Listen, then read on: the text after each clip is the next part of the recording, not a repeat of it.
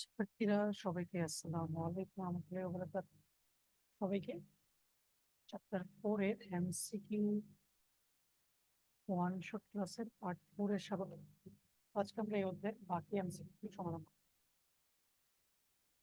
প্রথম প্রশ্ন হচ্ছে CSPC double H plus ammonium hydroxide থেকে আমরা পাচ্ছি CSPC double H 4 plus water বিক্রিয়াটির প্রশমন তাপের মান কত? তো এক্ষেত্রে দেখো যে আমাদের অ্যাসিড এবং ক্ষার উভয়ই হচ্ছে দুর্বল, তো এক্ষেত্রে প্রশমন তাপের মান সবচেয়ে কম হবে। উত্তরটি হবে -50.4 কিলো জুল পার মোল। মাটির পিএইচ বৃদ্ধিতে কোনটি ব্যবহার করা হয়? হচ্ছে ক্যালসিয়াম অক্সাইড। নিচের কোনটির বিক্রিয়া তাপ অধিক?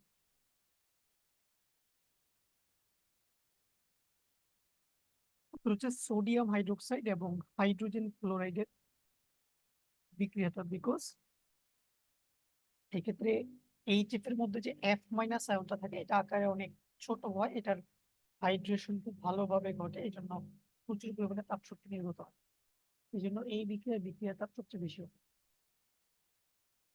কোনটি প্রভাবক বিষ? Arsenic oxide. কোন প্রক্রিয়াটি তাপ উৎপাদন? ঘনীভবন।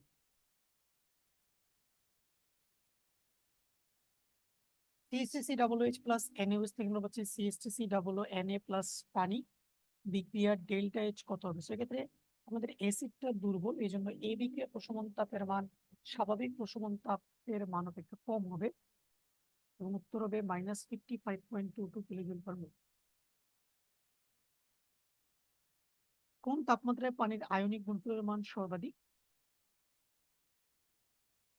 উত্তর হবে 100 ডিগ্রি সেলসিয়াস, বিকজ আমরা জানি যে তাপমাত্রা বৃদ্ধি করলে পানির আয়নিক গুণফল বৃদ্ধি পায়। কোন অক্সাইডের জলীয় দ্রবণের পিএইচ এর মান 7 এর বেশি? সোডিয়াম অক্সাইড, কারণ সোডিয়াম অক্সাইডের জলীয় দ্রবণ হবে একটি সবল ক্ষারের দ্রবণ।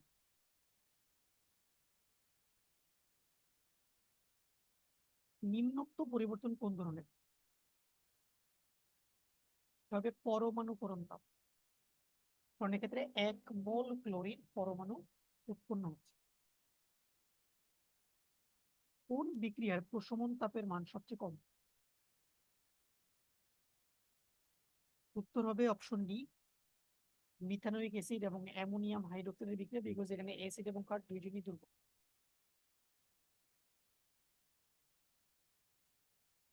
যৌগটির অ্যাটম ইকোনমি কত?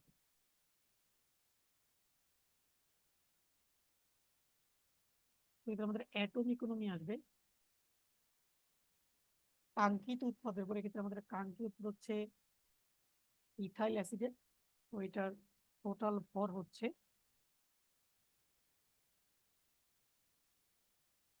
12 3 15, 12 27, 16 43, 16 59, 12 71, 2 73, 12 85, 3 88। নিচে হবে 88 প্লাস পানির ভর, সেটা হচ্ছে 18 ইন্টু 100%।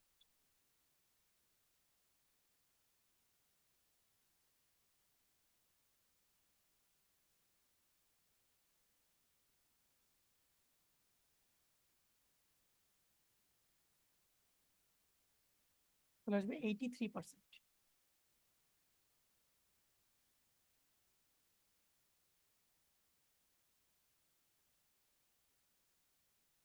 ডেসিমোলার মিথানোয়িক অ্যাসিডের বিয়োজন মাত্রা 10% হলে এর পিএইচ মান কত? সেক্ষেত্রে আমাদের এইচ প্লাস এর কনসেন্ট্রেশন হবে সি আলফা, ডেসিমোলার মানে হচ্ছে 0.1, আলফা হচ্ছে 10%, মানে হচ্ছে 10/100।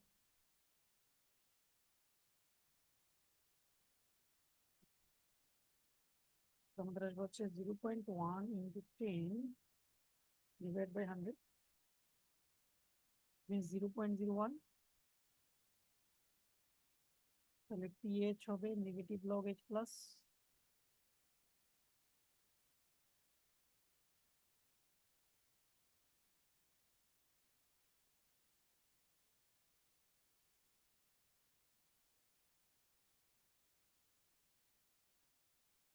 আনসার হবে 2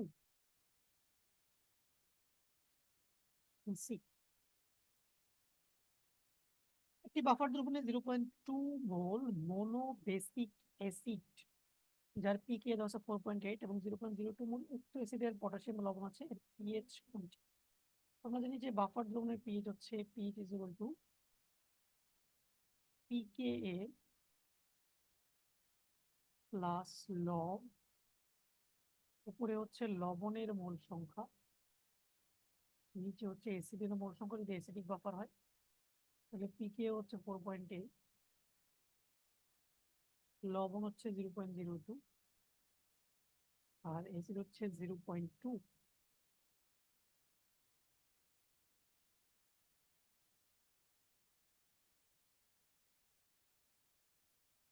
আমাদের পিএইচ এর ভ্যালু চলে আসবে 3.8।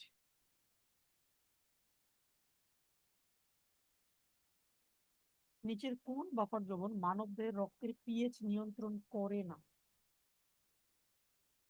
হচ্ছে কার্বনেট বাফার।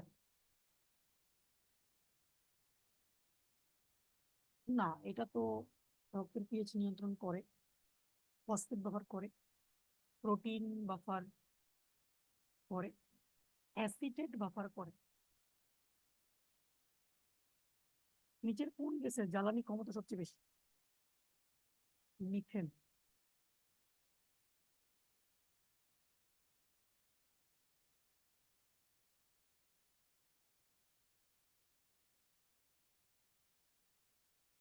মাটির পিএইচ বৃদ্ধির জন্য ব্যবহৃত হয় ডলোমাইট। কোন দ্বি অম্লীয় ক্ষারের মোলার ঘনমাত্রা 0.05 মোলার হলে পিএইচ কত হবে? সেক্ষেত্রে আমাদের পিএইচ হবে 14 প্লাস, দ্বি অম্লীয় মানে এটি দুইটি ওয়েচ মাইনাস দেয়, তাহলে হবে লগ 2 ইন্টু 0.05।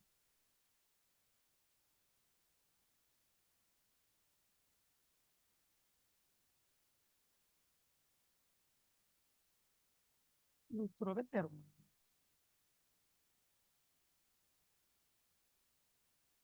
কোন বিক্রিয়ায় তাপ শোষিত হয়? The last one N2 plus O2 থেকে 2N। সবুজ রসায়নের অন্তর্ভুক্ত কম ক্ষতিকর রাসায়নিক সংশ্লেষণ, নবায়নযোগ্য কাঁচামাল ব্যবহার, বর্জ্য পদার্থ প্রতিরোধ। সবগুলি 1, 2 ও 3। সি দ্রবণের OH মাইনাস আয়নের ঘনমাত্রা হলো, এক্ষেত্রে দেখো এটা আমাদের হচ্ছে বেরিয়াম হাইড্রোক্সাইড এবং নাইট্রিক অ্যাসিডের বিক্রিয়া হবে, তৈরি হবে বেরিয়াম নাইট্রেট প্লাস পানি।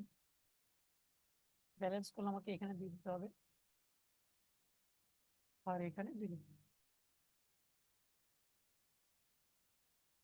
তাহলে আমরা দেখতে পাচ্ছি যে আমাদের এখানে বেরিয়াম হাইড্রোক্সাইড আছে 50 ইন্টু 0.02, 1 মিলিমোল, আর নাইট্রিক অ্যাসিড আছে আমাদের 50 into 0.02, that means also 1 millimole.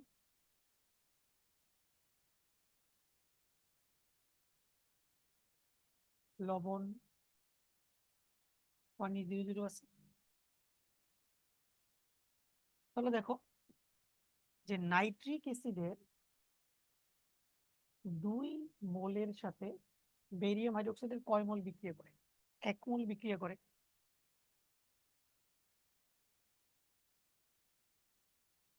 তার মানে নাইট্রিক অ্যাসিড যা লাগবে বেরিয়াম হাইড্রোক্সাইড তার অর্ধেক লাগবে।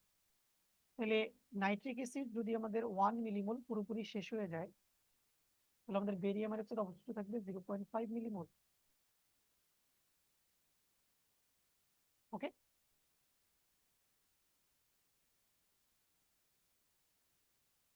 এবং নাইট্রিক অ্যাসিডের 2 মোল থেকে আমরা দেখতে পাচ্ছি যে বেরিয়াম নাইট্রেটের 1 মোল তৈরি হয়, তাহলে 1 মিলিমোল থেকে অর্ধেক তৈরি হবে, 0.5 মিলিমোল।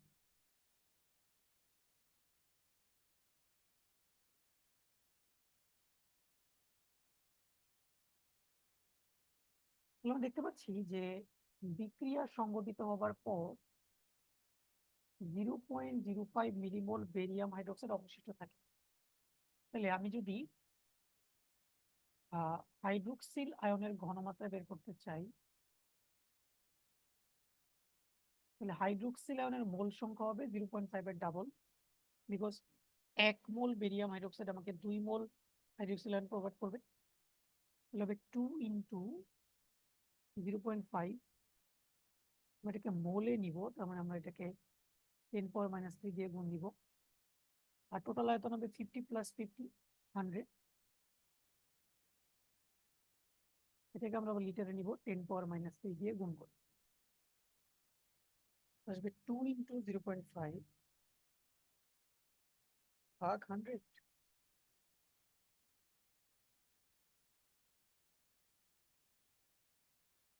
It means 0.01 molar.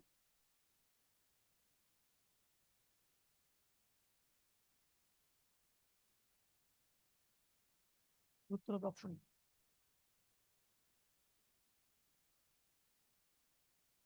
ঢালের মান -35 হলে সক্রিয় শক্তি কত? সেক্ষেত্রে এলএন কে ভার্সেস 1/t গ্রাফ, সেক্ষেত্রে আমরা জানি যে আমাদের স্লোপ হচ্ছে -a/r সমান -35। আমাদের সক্রিয় শক্তি হবে 8.314 ইন্টু 35।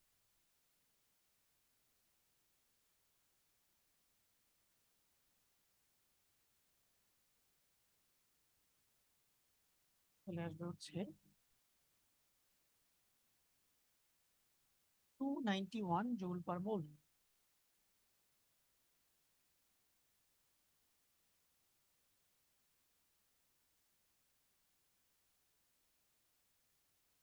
P25 + H2 থেকে আমরা পাচ্ছি x, বিক্রিয়াটিতে x এর ক্ষেত্রে প্রযোজ্য। এক্ষেত্রে আমরা পাবো H3PO4,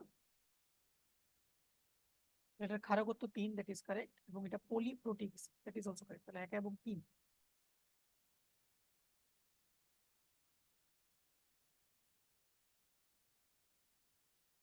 বাফার দ্রবণ হলো দেখি বোঝা যাচ্ছে প্রথমটা বাফার দ্রবণ এবং 3 নাম্বারটা বাফার দ্রবণ, কারণ 2 নাম্বার দ্রবণে হচ্ছে অ্যাসিড এবং ক্ষার সমান পরিমাণে আছে, সেটা বাফার দ্রবণ হতে পারবে না। উত্তর হবে 1 এবং 3।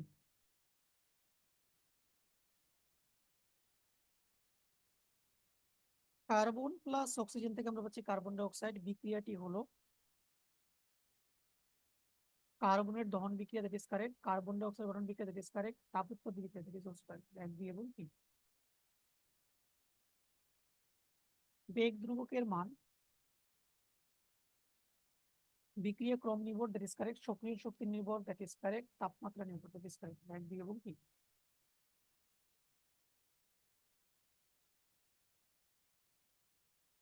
উদ্দীপকের ক্ষেত্রে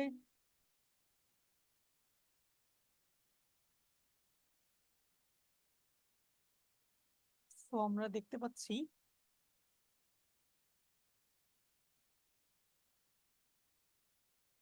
আমরা এক্স থেকে ডব্লিউ তে পৌঁছাবো, সেক্ষেত্রে আমরা প্রথমে এক্স থেকে জেড, এরপরে জেড থেকে ডব্লিউ তে যেতে পারি, অথবা এক্স থেকে ওয়াই, ওয়াই থেকে জেড, তারপরে জেড থেকে আমরা ডব্লিউ তে যেতে পারি। তাহলে এক্ষেত্রে আমাদের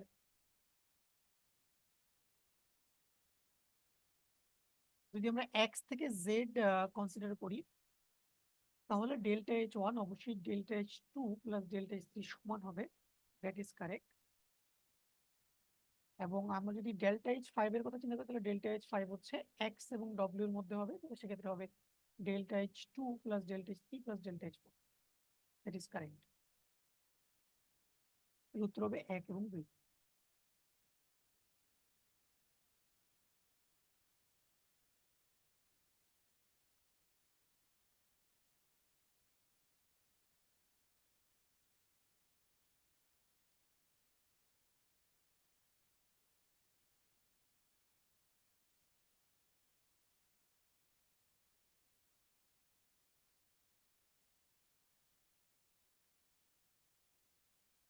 N2O4 থেকে 2NO2 বিক্রিয়াটির সাম্যাবস্থায় বিয়োজন মাত্রা আলফা হলে এবং গ্যাস মিশ্রণের মোট চাপ কি? সাম্যাবস্থায় NO2 এর আংশিক চাপ হল। আমরা যেটাকে ভেঙে ফেলি N2O4 থেকে 2NO2, এখানে 1 এখানে 0, তাহলে 1 থেকে আলফা 2 আলফা, টোটাল মোল হবে হচ্ছে 1 প্লাস আলফা।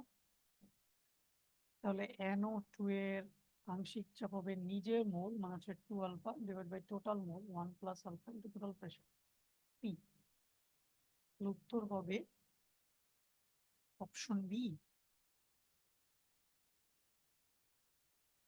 উদ্দীপকের বিক্রিয়াটির ক্ষেত্রে সাম্যাবস্থা বিয়োজন মাত্রা আলফা হল এবং গ্যাস মিশ্রণের মোট চাপ পি। কেপি হবে 1 minus alpha into P by alpha. I don't think so. 2 number হচ্ছে Kp is equal to 4 alpha square P by 1 minus alpha square. That is correct. Kp is equal to Kc RT. That is also correct. উত্তর হবে 2 এবং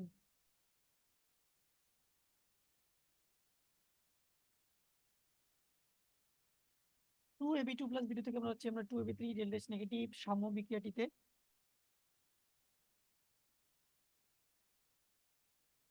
Kc is equal to Kp RT. That is correct. তাপমাত্রা পরিবর্তনে Kp এর মান পরিবর্তিত হয়। That is also correct. উত্তর হবে 2 এবং 3।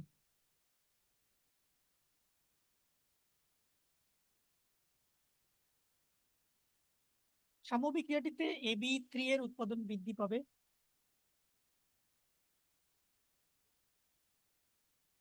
চাপ বৃদ্ধি করলে ইয়েস, তুমি যদি চাপ বাড়াও তাহলে চাপ কমানোর চেষ্টা করবে বিক্রিয়া, ফলে সে ডান দিকে চলে যাবে। বিক্রিয়া পাত্র থেকে Ab3 অপসারণ করবে। That is correct. হবে 2 এবং 3।